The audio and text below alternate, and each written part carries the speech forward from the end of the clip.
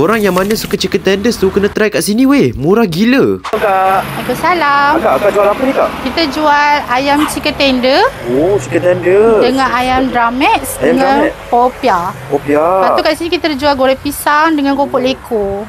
Wah. Goreng pisang RM4, kopok RM3. Kopok RM3. Goreng pisang RM4. Goreng pisang macam sedap lah. Ha. Yang ni berapa kak? Chicken tenders ni? Chicken tender RM10 satu set. RM10 satu set?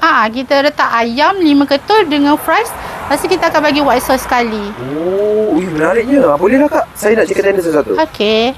Selalu buka pukul apa kak? Kita buka pukul 2 sampai pukul 8 malam. Kita dekat sini Rabu sampai Ahad je. Isnin Selasa kita cuti. Oh. Lepas tu kita letak fries. Ni set RM10. Set RM10 kak? Yang RM6 pun kita ada juga. Okey, alright. Oh, tengok ni korang. Banyak weh, penuh.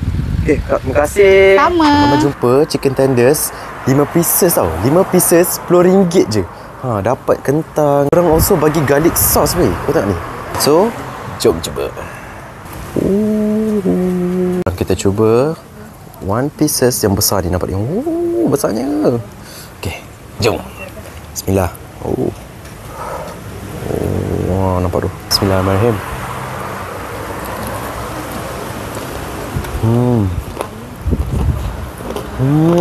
Crispy gila korang. Oh my god. Dia punya sauce ni, white sauce dia, not bad juga, sedap sebenarnya. Rasa garlic daripada ni kuat gila. Memang korang kalau campur dengan chicken tenders ni memang heaven weh.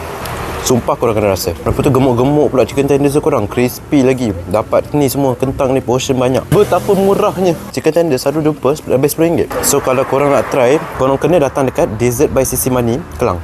Apa-apa pun, jom kita.